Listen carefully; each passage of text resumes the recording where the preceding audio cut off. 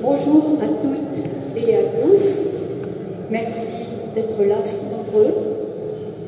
L'association Déambulation Mystique est heureuse de vous accueillir ce soir dans cette église Saint-Martial.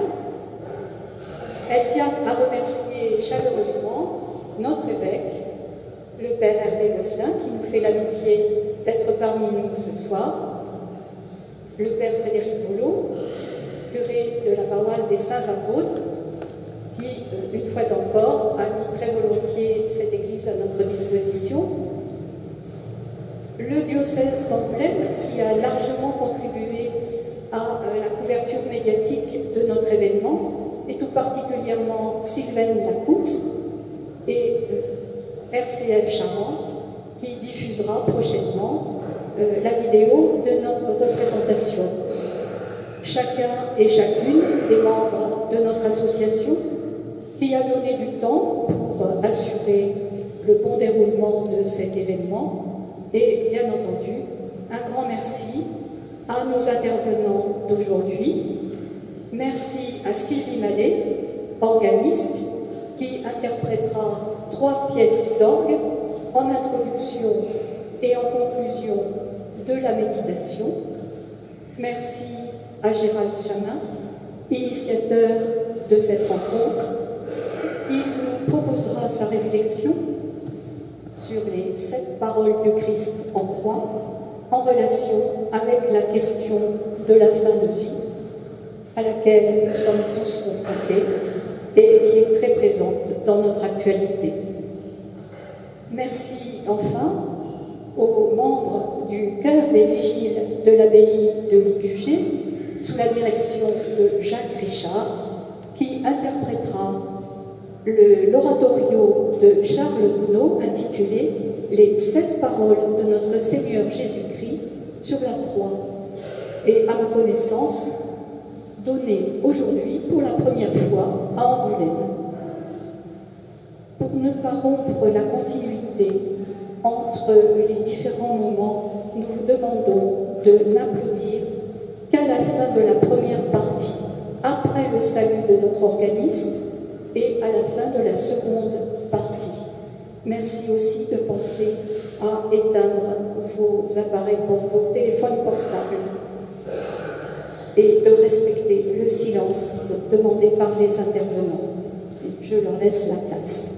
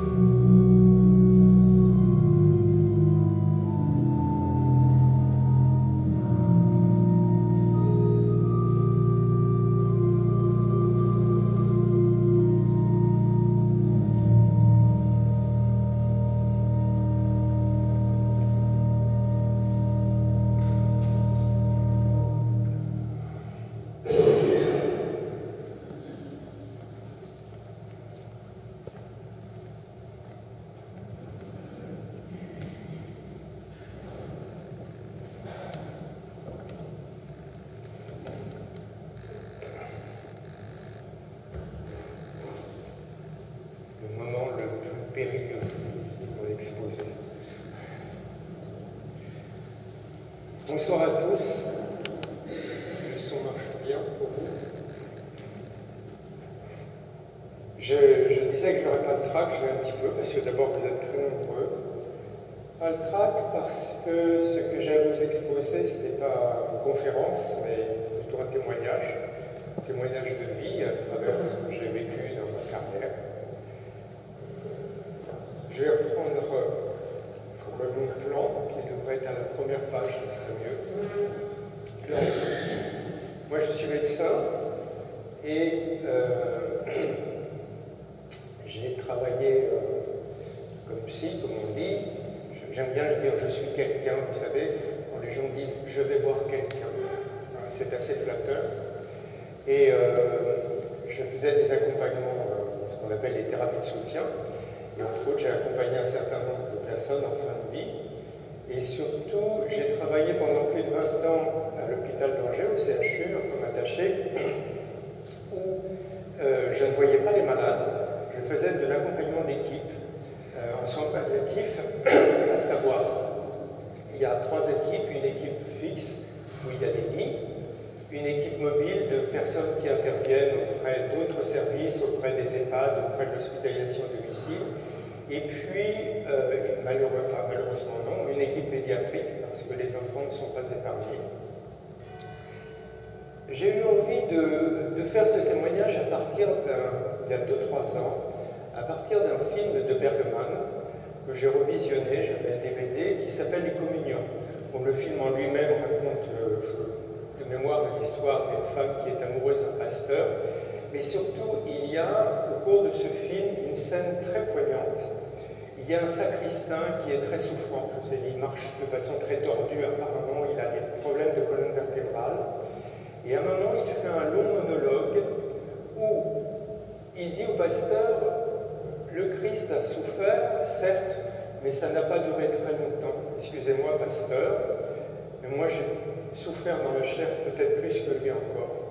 Par contre, ce qui m'a touché, c'est sa solitude. Il a été abandonné de tous, de ses disciples, de la foule, de sa famille. Tout le monde s'est sauvé, il est resté seul sur la croix. Voilà, il y a ce grand monologue. Et en fait, le sujet de ce que j'ai envie de vous dire, c'est autour de cette notion de solitude.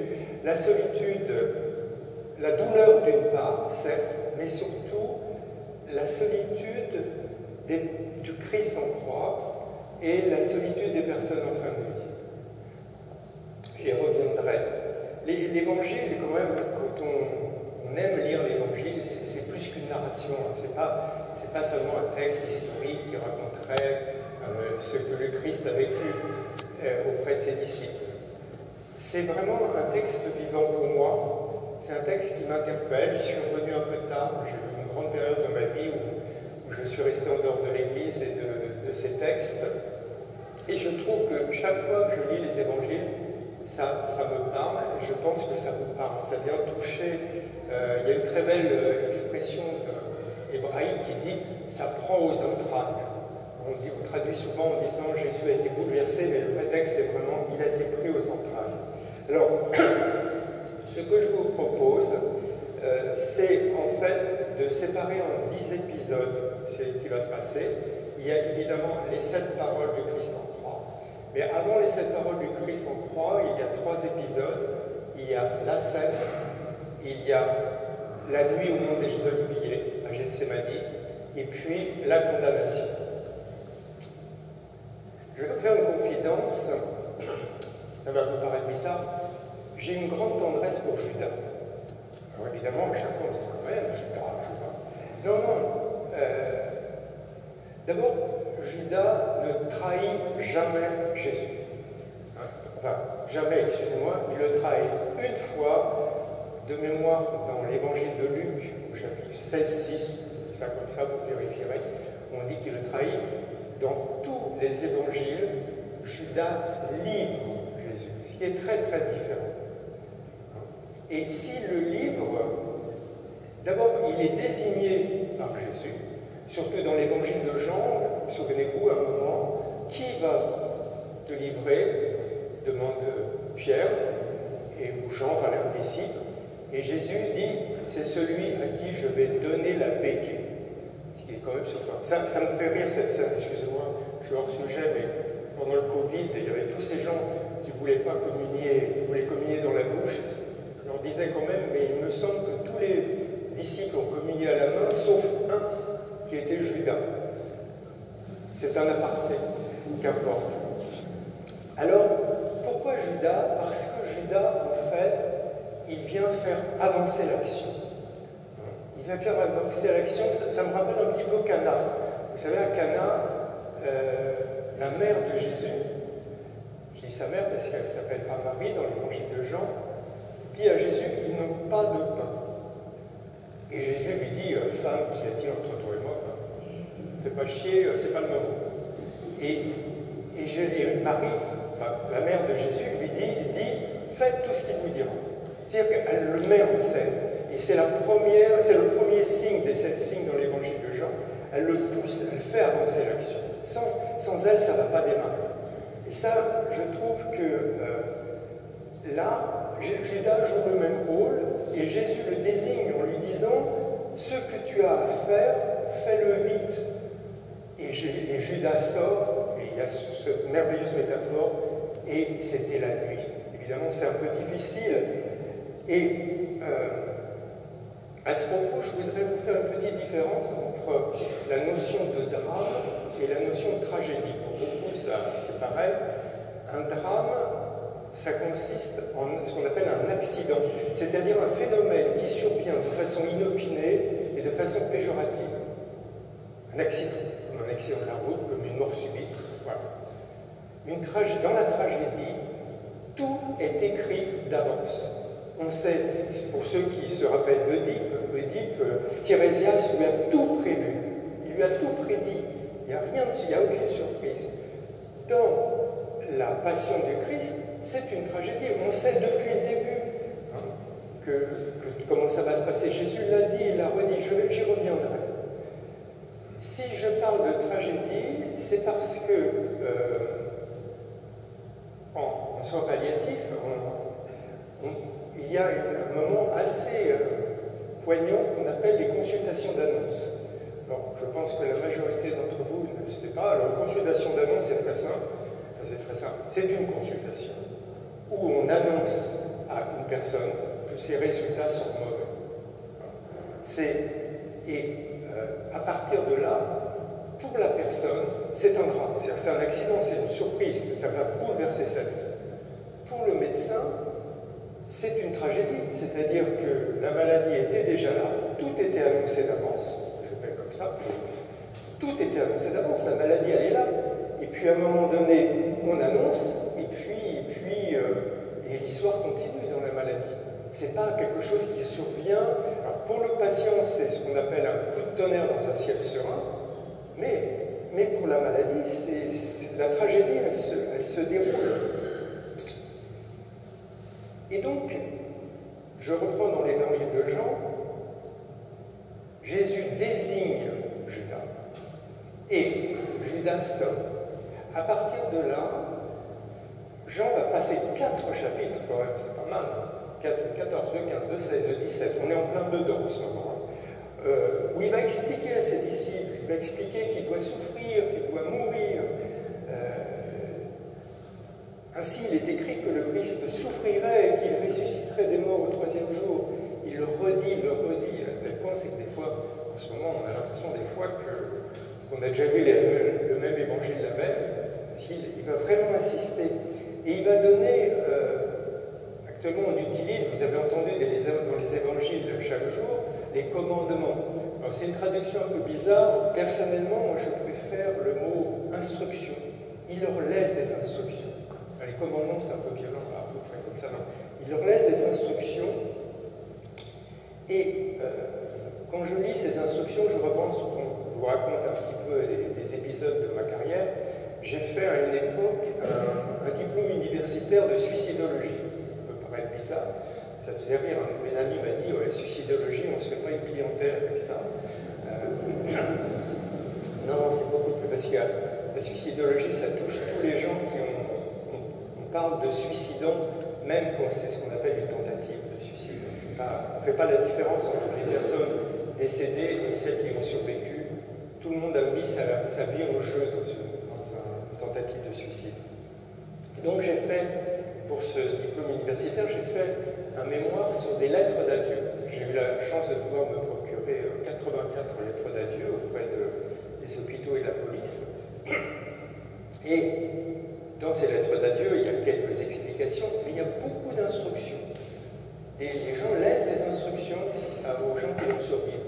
Alors moi, je m'attendais à quelque chose de très philosophique, à trouver des choses qui me prendraient aux entrailles.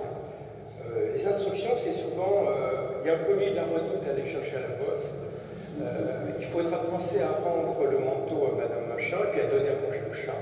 C'était très très surprenant, c'était tellement pragmatique que c'en était touchant. Si les gens restaient quand même incarnés. Et on retrouve là, on retrouve dans Jésus pendant ces 4 chapitres de Jean, on le retrouve dans ses lettres, et on le retrouve dans les chambres, dans le service de soins palliatifs, la personne qui est en fin de vie, la personne qui est quand même mourante, elle va avoir, ça va être très paradoxal, parce qu'il va falloir en fait qu'elle rassure son entourage. Paradoxe, c'est elle qui est quand même la plus touchée, et elle a un devoir de rassurer son entourage. Elle va devoir paraître courageuse. Ah, il est courageux. Ah non, il n'est pas très courageux, mais il ne va pas non plus s'effondrer, sinon c'est l'entourage qui va s'effondrer. Et puis, il va falloir, d'une certaine façon, qu'il règle ses affaires. Il donne des instructions. On le reverra d'ailleurs dans la première, la deuxième et la troisième parole. Dans Pardonne-leur, dans le larron, et puis Mère, voici ton fils. Après cette scène de la Seine, vient la nuit au mont des Oliviers, à Gethsémani. L'entourage, enfin les disciples sont rassurés. Continuez à dormir, leur dit-il, et reposez-vous. Alors ils dorment. Premier moment de solitude pour Jésus, parce que la nuit, on en a tous fait l'expérience. La nuit, c'est le moment d'angoisse. L'angoisse, c'est une peur sans objet, ça vous envahit, on ne sait même pas pourquoi on a peur. C'est une peur pure, il n'y a pas d'objet. Et Jésus, comme les personnes la nuit dans leur chambre, vont être confrontés à cette angoisse et à ce qu'on appelle l'agonie. Si j'emploie le mot agonie, c'est parce que agonie,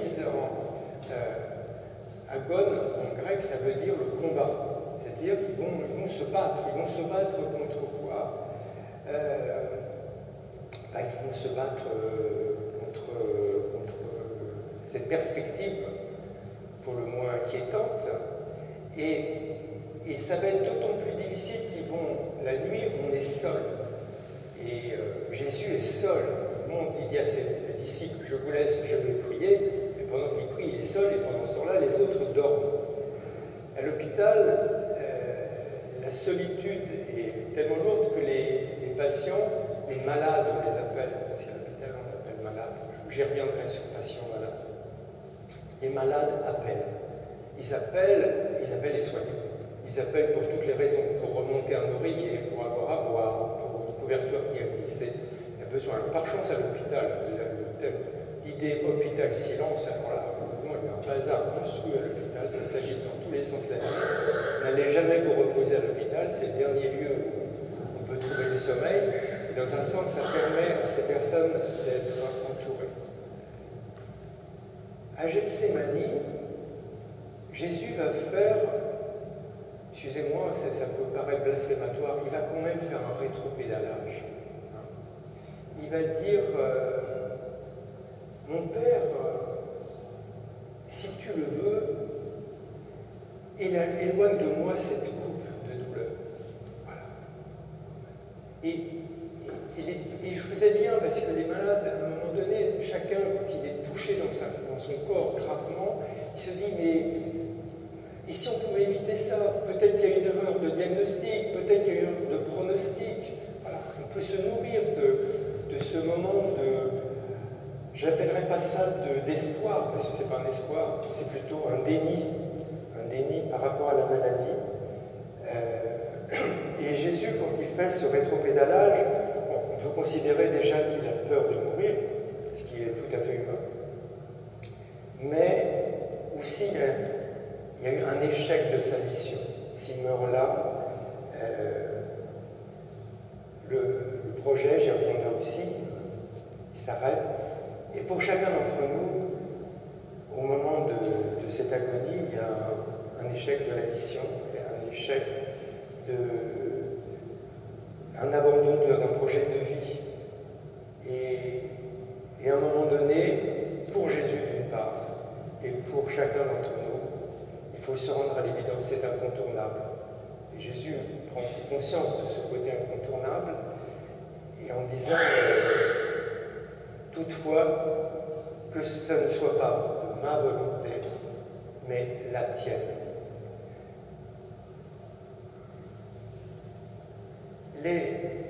Je m'arrête là sur le mot volonté. Je me rappelle avoir un jour parlé du Notre Père. J'aime pas ce. D'abord, j'aime pas la traduction très souvent parce que traditore, c'est trahir, c'est traduire, c'est trahir, mais en grec, Ieneteto to telemasso, c'est vraiment télémas. Télé, c'est toujours ce qu'il y a en avant, hein, la télévision, le téléphone, téléphérique, enfin, c'est ce qui va de l'avant. Le téléma, plutôt que la volonté, j'aimerais mieux traduire par le mot projet, c'est ce qu'on projette en œuvre. Et peut-être que dans Notre Père, je préférerais dire qu'advienne ton projet, plutôt que ta volonté soit faite, comme si Dieu avait une volonté sur nous, puis qu'il y avait intérêt à se tenir à carreau et à se plier. Donc qu'il y ait un projet. Et donc Jésus dit, si c'est ton projet, qu'il advienne. Et à un moment donné, je pense que pour le malade aussi, est-ce qu'il y a un projet face à la maladie? Est-ce que Dieu a un projet pour nous dans cette épreuve? On passe c'est quelque chose que j'ai abordé très souvent avec les équipes, de ce qu'on appelle un pourquoi en un seul mot. En français, c'est compliqué parce qu'on n'a qu'un mot pour dire pourquoi. Un pourquoi en un seul mot, ce serait une cause première. En anglais, ça se dirait why. Et puis, un pour-quoi, une cause finale, projet, on dirait what for en anglais.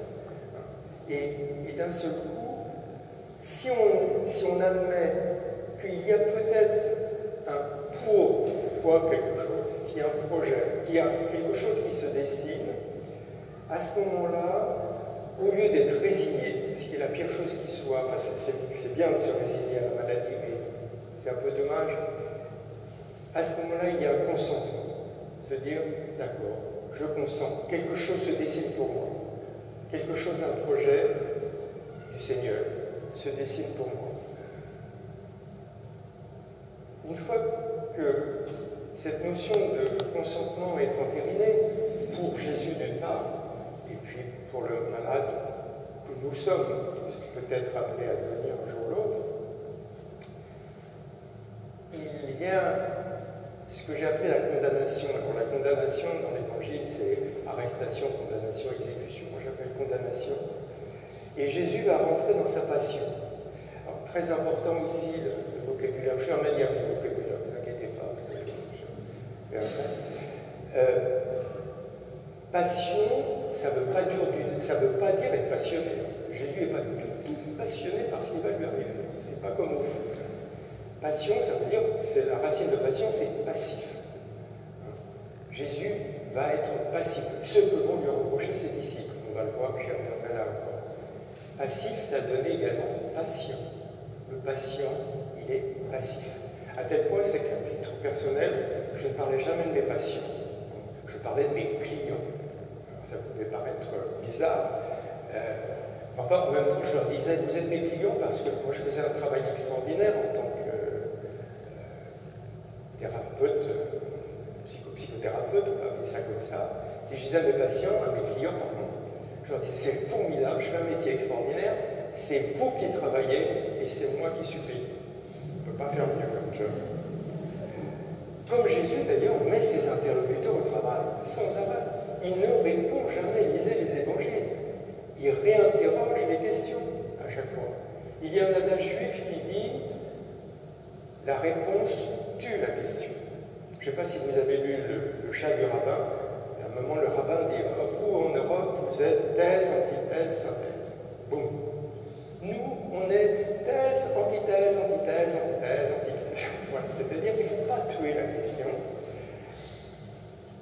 Le problème, c'est que Jésus en rentre dans sa passion, qu'il admet d'être passif, que les choses sont écrites, on est dans la tragédie. L'entourage, lui, ne va pas être d'accord. L'entourage, il l'avait rassuré, mais ça ne va pas marcher comme ça. L'entourage du malade, il va lui dire, mais non, il faut continuer à te battre, il ne faut pas te laisser faire, il faut commander des pilules de bacs de Kraftbourg lyophilisés en Allemagne, des trucs de je ne sais quoi en Suisse, à 1 milliard la gélule, il faut absolument que tu continues, on va faire tout ça. D'ailleurs, même chose, Pierre sort son épée pour couper l'oreille de ce pauvre serviteur qui est pour rien. Je lui dis, rentre ton épée, rentrer aux gélules, c'est bon à un moment donné. Voilà, il faut consentir. Et c'est là que vont intervenir les 7 paroles du Christ en croix, qui sont notre sujet ce soir. Cette étape dont les 4 premières sont des deuils. Les 3 premières, on va y revenir, sont des deuils au monde. On va parler de cercle. Le 3e cercle, ce serait le monde. Le 2e cercle, les amis. Et le 1er cercle, les proches. Je vais y revenir point par point. Et puis, comme ce sont des cercles, il y a un centre. Et le centre, ben, c'est Dieu. Et on le reverra tout à l'heure. Et à travers ces deuils, eh bien, on va se produire une réconciliation, en fait. On avait dit tout à l'heure qu'il y avait un consentement. Je pense qu'il faut se réconcilier avec la tragédie. À partir du moment où c'est écrit, il faut se réconcilier. Sinon, on va continuer à se battre, comme dirait Don Quichotte, contre des moulins. Première parole du Christ en croix. Père, pardonne-leur, ils ne savent pas ce qu'ils font. Alors, qui sont-ils? D'abord, quand Jésus dit « Père, pardonne-leur, ils ne savent pas ce qu'ils font », ça suppose que lui-même leur a pardonné. Déjà, on n'imagine pas ça. Et qu'ensuite, il va demander au Père de pardonner. Il lui a pardonné. Alors, c'est qui? C'est il. Alors, c'est il, c'est la foule qu'il avait accueilli au rameau avec tous les majorettes et compagnie, et l'orchestre de la part, et qui va le rejeter, qui va lui cracher à la figure. Mais c'est aussi les disciples qui se sont envolés comme une volée de moineaux. Ils ont eu les piquettes, ça a commencé à chauffer, ils se sont tous barrés, ils l'ont tous abandonné. Quand ils l'ont pas renié, parce que je disais que Judas n'avait pas trahi, mais Pierre, il a fait très fort. Bon, il s'est rattrapé. On lui pardonne, mais quand même, il a bien renié. Et nous, c'est quoi? À qui on peut pardonner? Ce serait... j'avais parlé de réconciliation, se réconcilier avec nos colères, avec nos rancœurs. On a tous. La vie n'est pas un long fleuve tranquille, on a bien emmagasiné une bile amère, et il va falloir se réconcilier, il va falloir s'apaiser, et puis il y a quelque chose aussi qui me touche. Je vous avais dit tout à l'heure que Jésus pouvait s'interroger sur l'échec de sa mission. Et j'ai réfléchi et je me dis, nous-mêmes, on a tous construit des choses dans nos vies.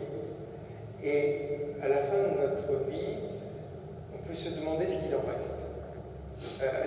Alors, pour poser ces questions, je me les suis posées à titre personnel. Voilà. En tant que médecin, je regarde, par exemple, on peut considérer, sans faire de politique, que pour ce qui est d'avoir démoli le système de santé, ça a été quand même du balèze ces 20 dernières années. On a tout bousillé ce qui avait été construit depuis la guerre avec la sécurité sociale. C'est un merdier. Je vous déconseille d'essayer d'avoir rendez-vous chez un ophtalmo ou de vous rendre. Moi, j'ai toujours voté socialiste. Je pensais je voulais comment dirais-je, une France sociale, équitable, solidaire. Wow, quand je regarde les hyper riches, hyper riches, et puis la pauvreté qui s'installe et les migrants, je veux dire que c'est un peu foiré quand même.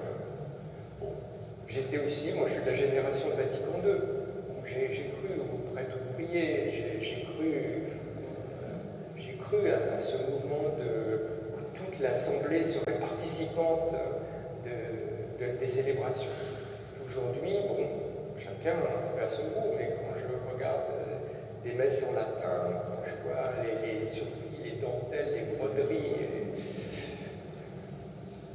bon, je ne vais pas faire de commentaires parce que je deviendrai irrespectueux. Et puis je pensais que bon, j'ai une vieille mère qui a 97 ans, et ma mère passe son temps à me dire « Oui, mais tout ça c'est pour vous, les meubles on les a entretenus, il y a une armoire ceci, il y a un truc ça. » Ma pauvre mère, il va falloir que je paye pour qu'on aille mettre tout ça à la déchetterie. C'est terrible, tout ce qu'elle a gardé pour nous, c'est poubelle, c'est rien. On se dit, quand je rentre dans cette grande maison de famille et que je vois tout ce merdier qu'il va falloir que je débarrasse, les bras m'en tombent. Et ma mère n'arrête pas, chaque fois que je la vois dans son EHPAD, en disant « Ah, tout ça c'est pour vous, on l'a bien conservé. » Voilà. Ça pose la question de qu'est-ce qu'on laisse, qu'est-ce que c'est que notre œuvre. Et Jésus, justement, à ce moment de se dire est-ce que ma mission, je l'ai accomplie? Dans la deuxième parole, donc, je vous ai dit que tout le monde s'était enfui, et tout seul, suspendu au bois. Le seul qui est près de lui, c'est celui qu'on appelle le bon larron, avec qui il va pouvoir partager quelque chose. Cette deuxième parole de Luc, je te l'ai dit en vérité, toi aussi tu seras avec moi au paradis. Dernier, donc deuxième cercle, les amis, ceux avec qui on a partagé, nous, et ceux avec qui Jésus a partagé au dernier moment de son existence, il partage avec cet homme qui est là, il va partager des valeurs. Nous, avec nos amis, on a partagé des joies, des peines.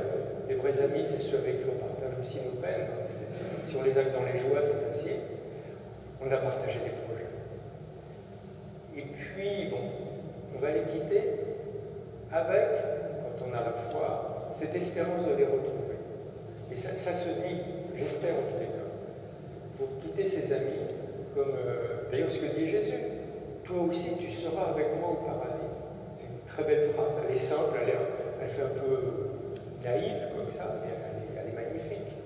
On garde le lieu. Et puis cette troisième phrase que tout le monde connaît, femme, voici ton fils, puis il dit aux disciples, voici ta mère. C'est merveilleux. Alors d'abord, chacun sait qu'à l'époque de Jésus, une veuve qui perd son fils, enfin une veuve, on ne sait pas, mais comme il n'est plus question de Joseph, on peut supposer que le mari est veuve. Si elle perd son fils, elle n'a plus aucun statut social. Et donc, il va falloir que Jésus lui trouve un protecteur. Il lui trouve un protecteur dans ce personnage. Je dis ce personnage parce qu'on ne sait pas qui est ce disciple que Jésus aimait. On pense quand même, dans la mesure où il a ses entrées chez Caïphe, alors que Pierre reste dehors, et qu'il arrive à faire rentrer Pierre quand même dans la cour, qu'il a ses entrées chez Pilate, puisqu'il est témoin des scènes, que c'est quelqu'un de riche et d'influent à Jérusalem. Mais je ne vais pas me prononcer là-dessus, c'est un grand sujet pour les théologiens de savoir qui était. En tous les cas, Jésus premier cercle, le dernier moment, dans ce premier cercle, confie sa mère. Nous-mêmes, nous sommes confrontés à nos proches, à nos conjoints, pour ceux qui ont un conjoint, à nos enfants, pour ceux qui ont des enfants, à nos parents, si nous les avons encore, et en tous les cas, à tous ceux qui sont au cœur de notre existence. Vraiment, ce que j'ai appelé le premier cercle, avec quelque chose qui me semble très, très important. Excusez-moi, vraiment, c'est l'idée qu'ils vont nous survivre. C'est pas vraiment un déluge. Sinon, après tout, une fois que j'ai disparu, la Terre n'existe pas. Non, ils vont nous survivre et il va falloir que leur vie, qu'on imagine après nous, soit, je vais chercher l'expression, je dirais, soit le moins perturbée possible. Évidemment, ils vont être tristes, évidemment, ça ne va pas être facile, mais comment simplifier, comment leur donner de nourriture spirituelle et puis des fois une nourriture matérielle aussi pour qu'ils puissent survivre. Ça veut dire qu'il va falloir s'en préoccuper. Il va falloir, j'aime beaucoup cette expression, se faire du souci. Aussi, ma mère passe son temps à dire que je me fais du souci. Elle ne se fait pas du souci, elle s'inquiète. Se faire du souci, c'est prendre soin. C'est une attitude active, se faire du souci. Avoir souci de. Et ça, il faut y penser. Donc, prendre soin une dernière fois. Et puis voilà. Troisième cercle, deuxième cercle, premier cercle, et on arrive au cœur. Et là, la parole, elle est d'un tout autre ordre. Mon Dieu, pourquoi m'as-tu abandonné?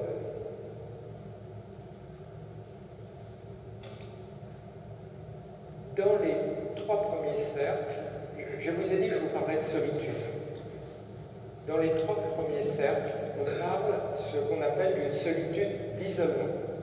Isolement, ça veut dire quand on est seul. Donc on s'isole. Du troisième, du deuxième, du premier cercle, on va s'isoler. Dans le premier cercle, on est dans une solitude qui est tout à fait différente, qu'on pourrait appeler une solitude existentielle. Le terme philosophique, c'est la solitude ontologique, c'est-à-dire la solitude de l'être. Là, vous êtes, je suis émerveillé, vous êtes plus de 100, mais au final, vous êtes autant de solitude de l'être, c'est-à-dire que vous n'êtes pas isolé du tout, mais vous êtes dans des solitudes individuelles. Il y a une très belle chanson, je ne vais pas me mettre à chanter là, je n'ai pas la voix, aujourd'hui, d'habitude, j'ai une merveilleuse voix. Il y a une chanson de Michel Berger où il dit il manque quelqu'un près de moi, je me retourne, tout le monde est là. Quel est ce sentiment bizarre que je suis seul parmi tous ces amis et ces gens qui ne veulent que quelques mots d'amour. Voilà. Ce sentiment bizarre que je suis seul parmi tous ces amis. Voilà. C'est ce qu'on appelle voilà. Cette solitude que Jésus va exprimer, alors on met en araméen, Eloi, lama sabachthani. Alors, juste pour, parce que je vous ai dit que j'étais un maniaque de vocabulaire, sabachthani, le verbe sabach en hébreu, ça ne veut pas dire abandonner, d'entrée de jeu, ça veut dire laisser, quand vous laissez quelque chose. Ça veut dire laisser seul, et par là, créer un sentiment d'abandon. Comme un enfant que vous laissez seul, il reste là 2 secondes, reste dans l'appartement, je descends les poubelles, et dans le gamin, ils se sont complètement abandonnés par sa mère. Et ce sentiment d'abandon, ce sentiment de solitude, vraiment solitude existentielle, solitude de l'être par rapport à Dieu, et puis ce sentiment, c'est terrible, je trouve, cette quatrième parole, ce sentiment de rupture du lien qui l'unissait. Jusque-là, il était toujours uni au Père. Puis d'un seul coup, est-ce un doute? Qu'est-ce qui se passe? Il va exprimer que ce lien ne tient plus. Et jusqu'à peut-être douter de sa propre mission. C'est pour ça que cette phrase est bouleversante. Eloi, lama sabachthani.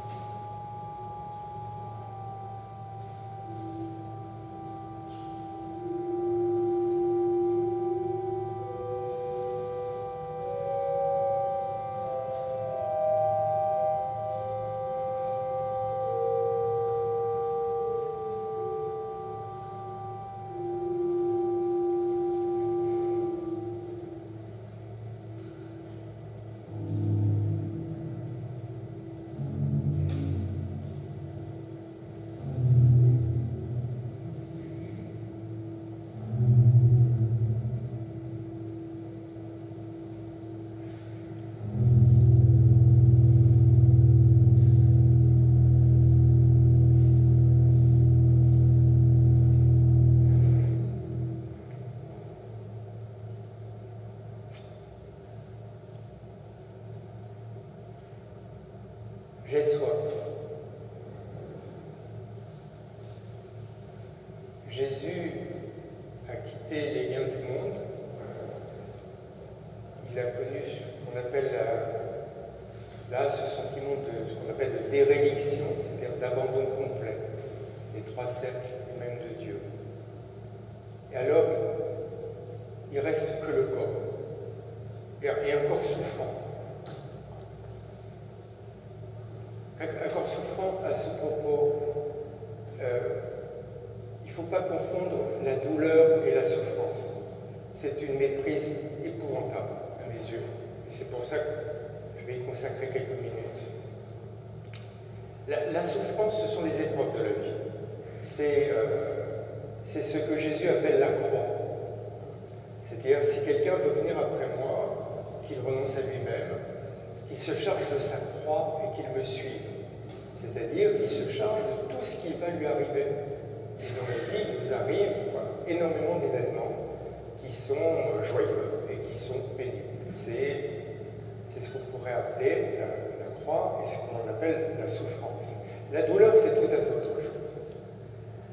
La douleur, au niveau physique, c'est quelque chose de physique qui est utile, a priori, parce que ça permet de nous mettre en garde.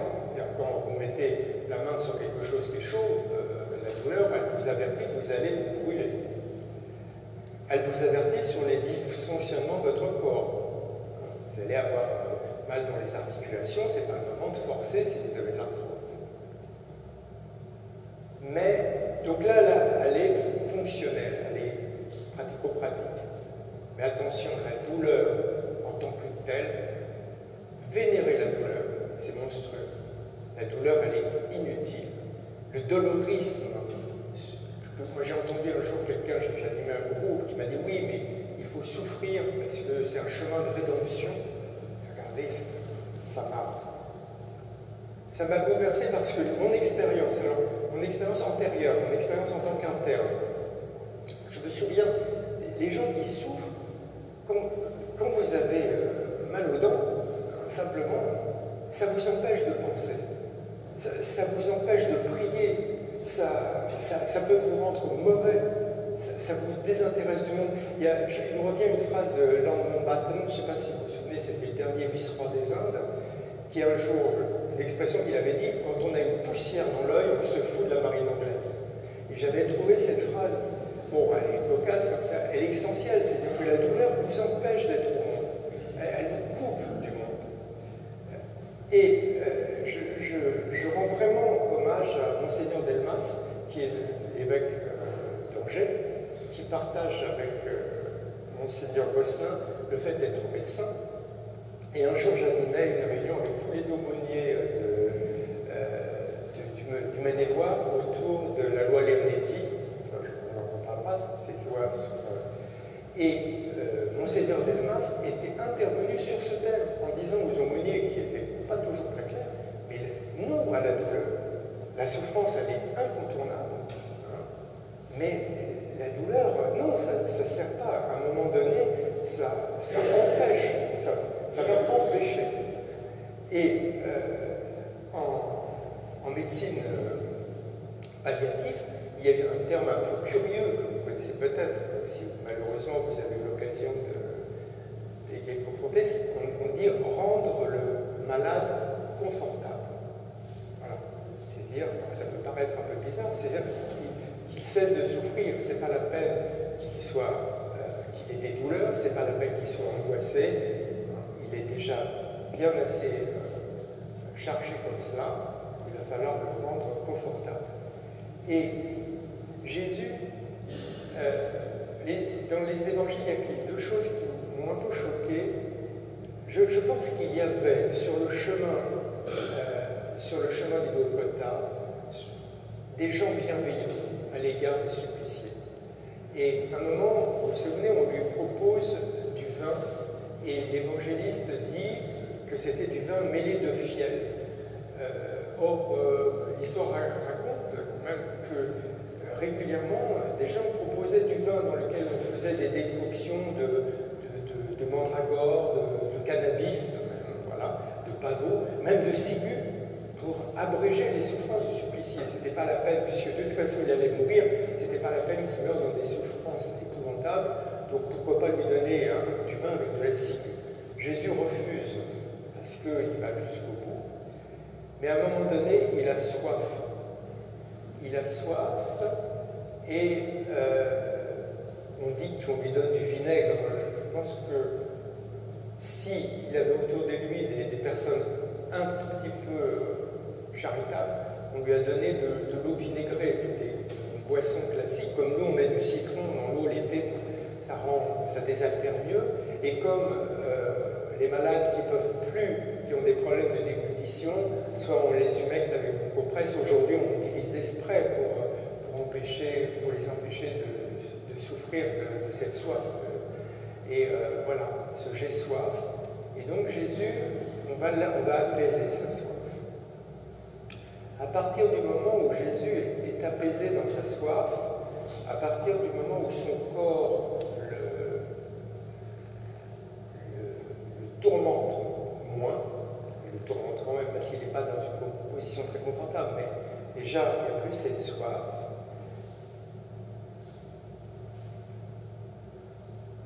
Vient cette sixième parole, qu'on traduit par tout est accompli. C'est télélestai. On retrouve là encore le téléma qu'on avait trouvé au début, si c'est ta volonté, à Gethsémani, le téléma qu'on avait trouvé dans Notre Père, que ton projet s'accomplisse. Et là, tout est, on pourrait dire, arrivé au bout. C'est la fin. On arrive au bout de ce qu'on a projeté.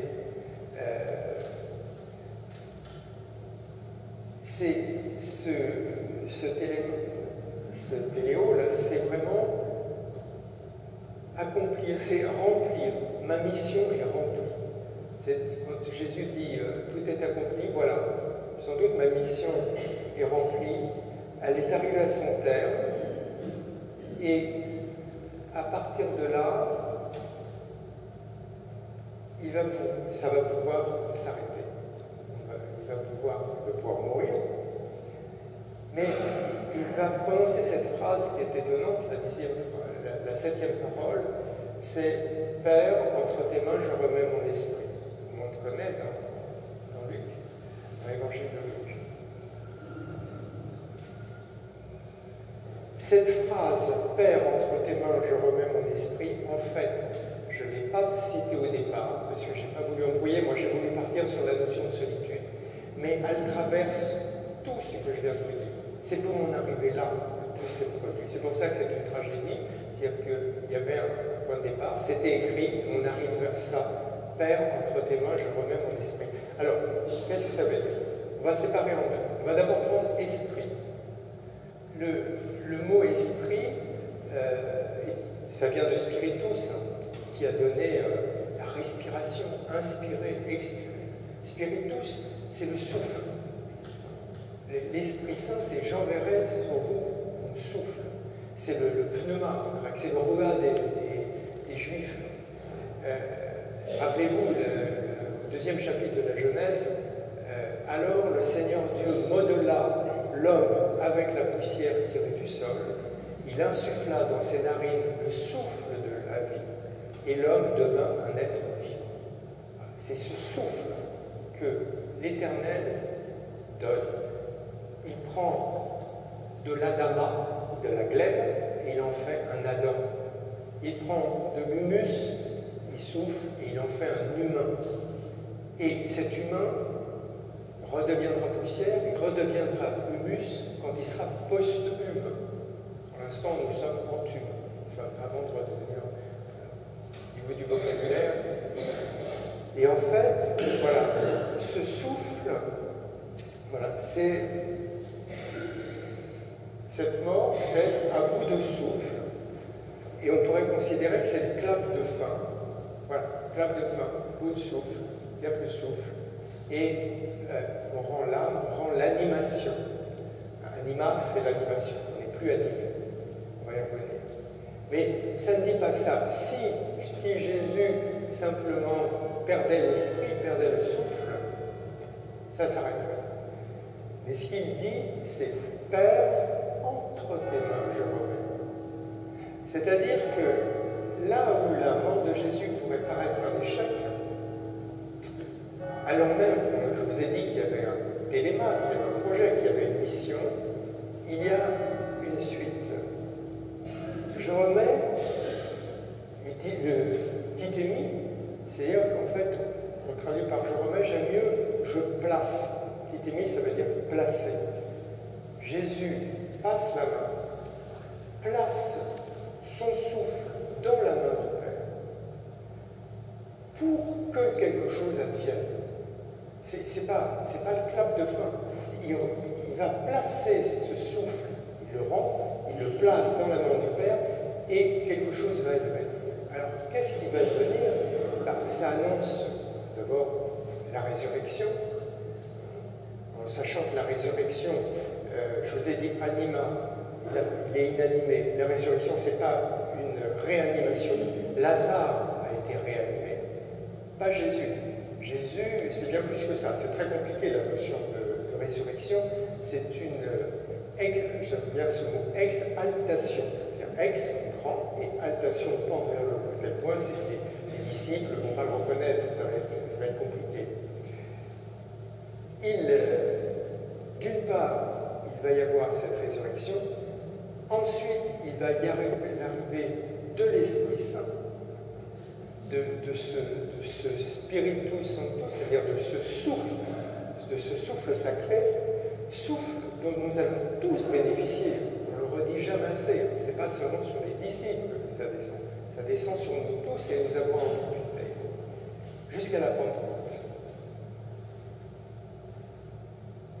Pour nous humains, pour nous mortels, ça pose la question à l'image de Jésus sur la croix, de savoir est-ce que la fin de vie est une fin?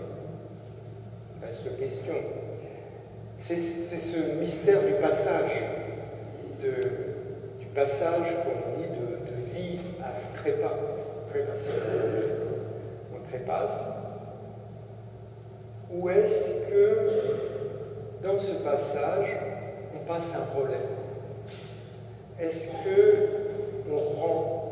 qu'on remet entre les mains de Dieu un souffle pour un souffle pour un devenir qui nous échappe? C'est le mystère complet. Le mystère. Et je suis pas l'âge, mais je serais prétentieux à aller plus loin, puisqu'on s'arrête à ce mystère, de ce souffle qu'on va placer entre les mains de Dieu pour que quelque chose advienne, comme Jésus l'a fait. Et je vais m'arrêter là parce que je pense que ce serait audacieux de ma part de prétendre avoir une connaissance de cet après. Père, entre tes mains, je remets mon esprit.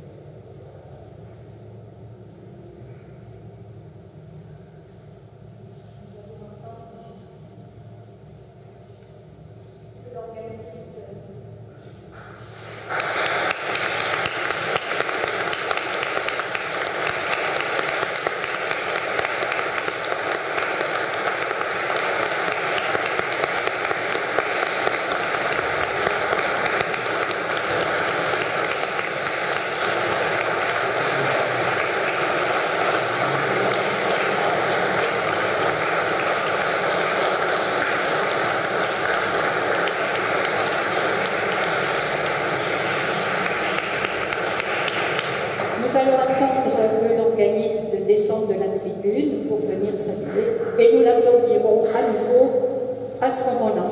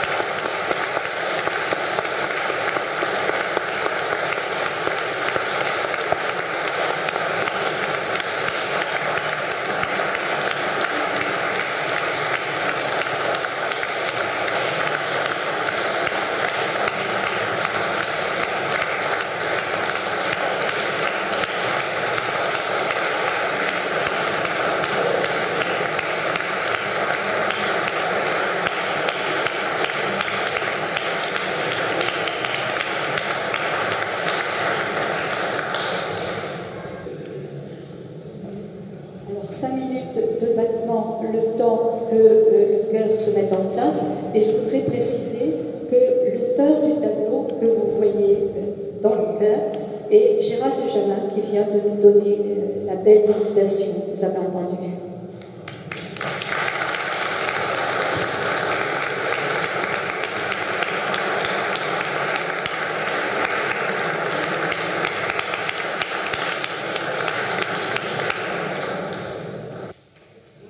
Filles de Jérusalem, ne pleurez pas sur moi, mais pleurez sur vous et sur vos enfants. Lorsqu'ils furent arrivés au lieu appelé Crâne, ils le crucifièrent là.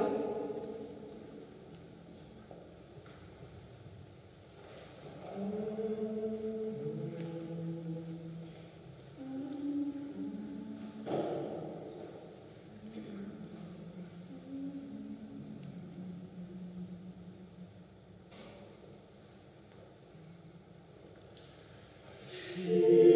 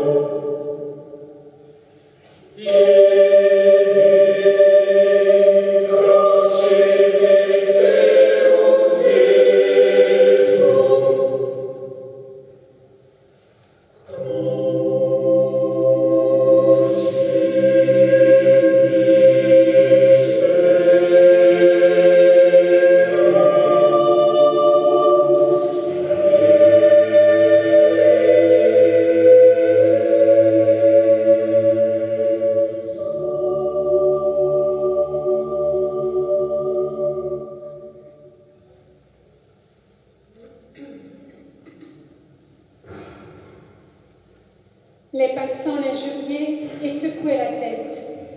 Jésus dit, « Père, pardonne-leur, car ils ne savent ce qu'ils font. »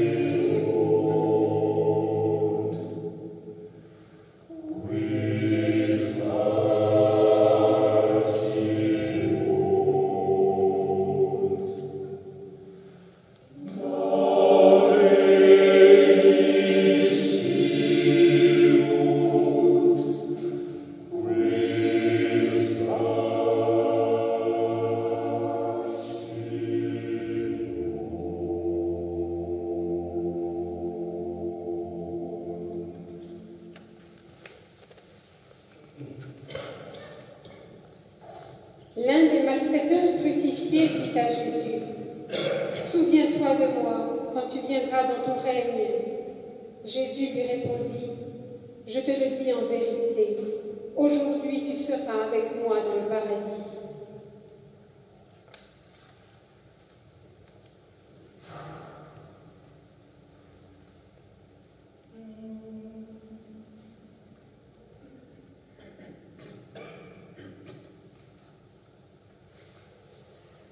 Oh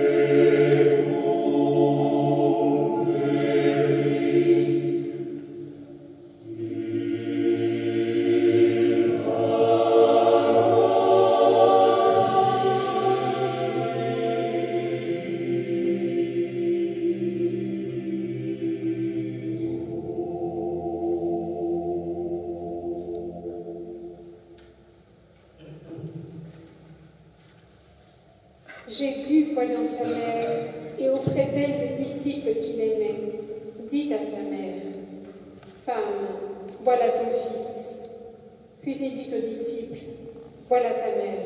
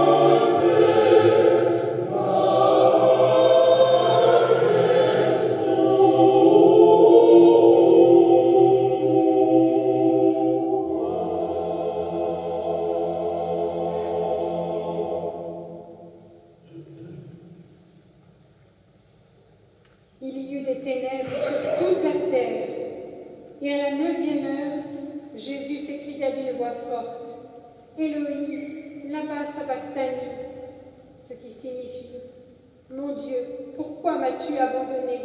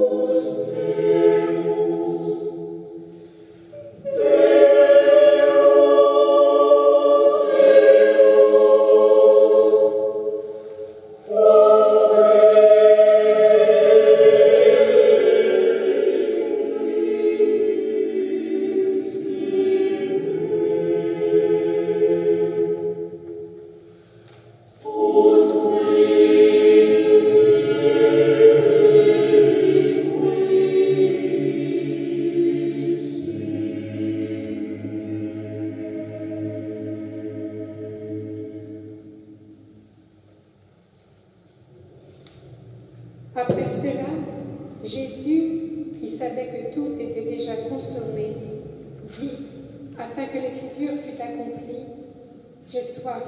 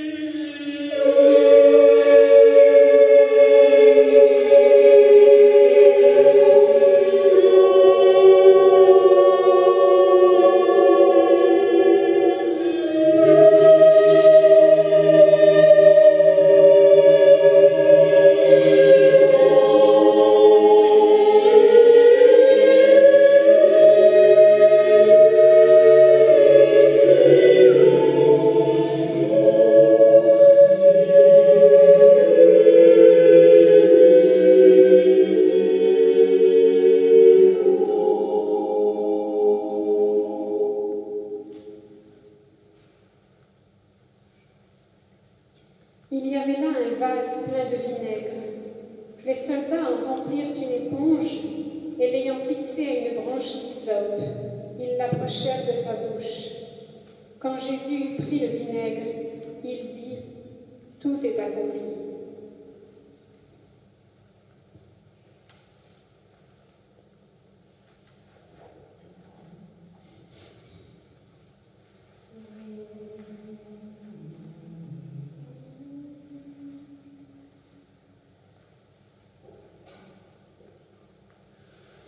Lasciate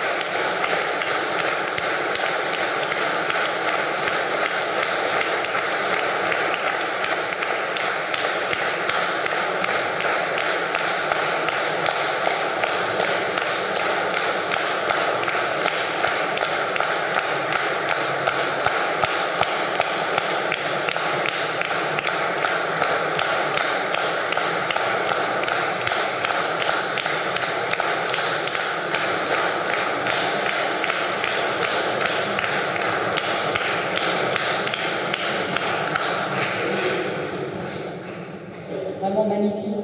Bravo et encore merci à tous les intervenants de ce soir. Je suis encore vraiment tout émue par ce que nous venons d'entendre, mais j'ai quelques informations à donner. D'abord, vous avez nos coordonnées sur les programmes. Vous pouvez nous poser toutes les questions que vous le souhaitez sur le site des déambulations mystiques. Il a été remis à jour, c'est pour ça. Non, vous pouvez envoyer des mails sur l'adresse mail déambulationsmystiques@gmail.com et puis on vous donnera tous les liens pour avoir les comptes rendus, pour avoir les enregistrements et puis les informations que vous désirez. Mais pas le site ne fonctionne pas. Moi, je n'y connais pas grand-chose. Mais en revanche, je peux vous donner une information tout à fait juste, c'est que nous avons un nouveau rendez-vous le lundi 22 mai à 19h30 à l'église Saint-Jean-Baptiste de Basso-Grande-Garenne avec le père Laurence Freeman, moine de l'abbaye de Bonnevaux, qui viendra faire une conférence sur la méditation et proposer une initiation à la méditation, prélude à une prochaine édition de nos déambulations sur le mode traditionnel des 3 jours et demi, prévue l'année prochaine. Mais pour le moment, je répète, le 22 mai, église Saint-Jean-Baptiste de Basso à 19h30.